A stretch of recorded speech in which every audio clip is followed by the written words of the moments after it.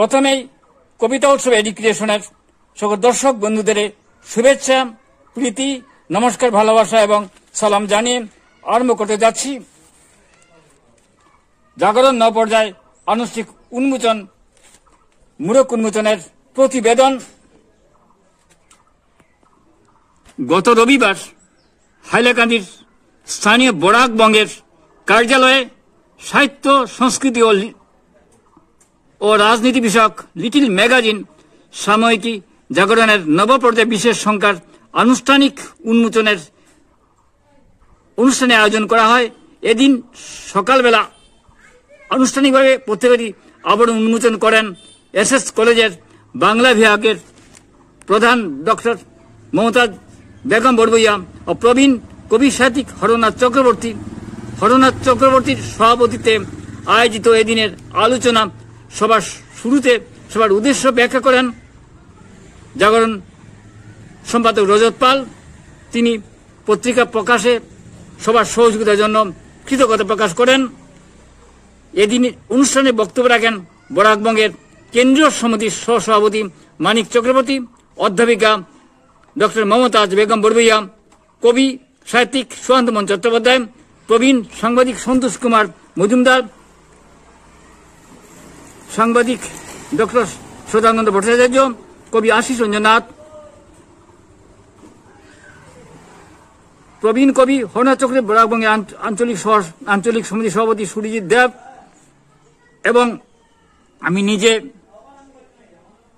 Little magazine ইতিহাস একটুখানি তুলে ধরি। যদিও আমি দেরিতে গিয়েছিলাম, কিন্তু তার মূল সুর আমি ধরতে পেরেছিলাম। এই শহর থেকেই একসময় আসামের বিখ্যাত লিটল ম্যাগাজিন স্বপ্নীল 1364 বাংলা প্রকাশিত হয়। তাকে ঘিরে অনেক কবি সাহিত্যিক বাংলা সাহিত্যে প্রতিষ্ঠিত হন। পরবর্তী সময়ে এই শহর থেকেই সাহিত্য প্রকাশিত হয় এবং 1973 ইংরেজির অক্টোবর মাসে বেলামি পত্রিকা প্রকাশিত হয়। বেলামি পত্রিকার সম্পাদক আমি ছিলাম বা আছি। এখন পর্যন্ত প্রায় 83টি সংখ্যা বের হয়েছে এবং লালা শর্তে প্রহা পত্রিকা বের হয়। এই ইতিহাসটুকু একটুখানি আমি তুলে ধরি। লিটল ম্যাগাজিনকে কেন্দ্র করে কবি সাহিত্যিকরা তাদের সৃজনশীল লেখা চর্চা করেন, অনুশীলন করেন। তাই তার প্রয়োজনীয়তার কথা অনেকেই এক বাক্যে স্বীকার করেন।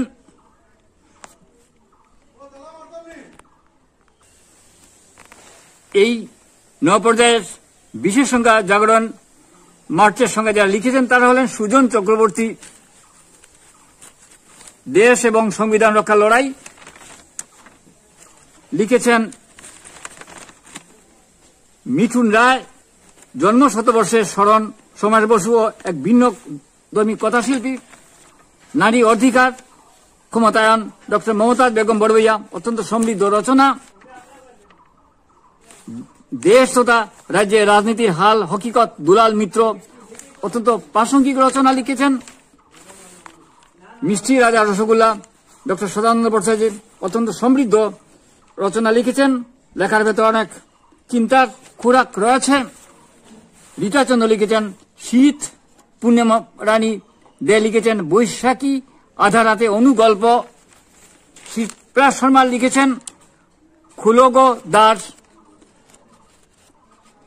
আপনি কোন পক্ষে পবিত্র কুমার সিংহ লিখেছেন।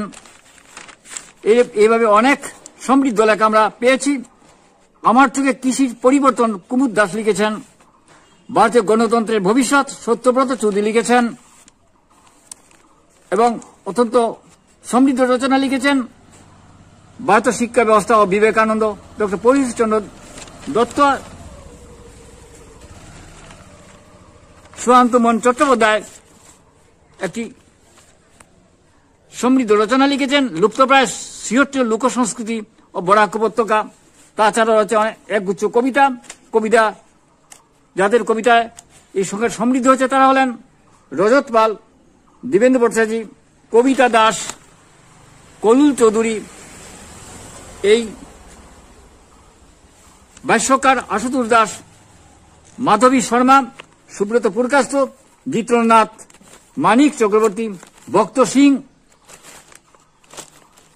অনেক ভালো ভালো আমরা লেখা পাচ্ছি। জাগরণে রাজা মালাকার, রফি আহমেদ মজুমদার, জসিম উদ্দিন লস্কর, ময়ূরী রায়, সৈম কান্তি ভট্টাচার্য, সুরজিৎ দেব, রিয়াজুল আজাহার লস্কর, সৈকত লস্কর, সুমিতা অধিকারী, পত্রিকাটি প্রচ্ছদ সহ আমাদের কৌতূহল করে তুলেছে। আমরা আগামী সংখ্যার জন্য প্রতীক্ষায় রয়েছি। তাহলে আজ এখানেই প্রতিবেদনটি শেষ করছি। কবিতা উৎসব এডুকেশন অনুষ্ঠান দেখুন, শুনুন, আমাদের পাশে থাকুন। প্রকৌশলগত অনেক ত্রুটি থাকা সত্ত্বেও দেশে বিদেশে হাজার হাজার দর্শক এই অনুষ্ঠান দেখে থাকেন। আপনি দেখুন, চ্যানেলটি সাবস্ক্রাইব না করে থাকলে সাবস্ক্রাইব করে নিন, আমাদের পাশে থাকুন, পরামর্শ দিন, দেখতে থাকুন, ভালো লাগবেই। নমস্কার।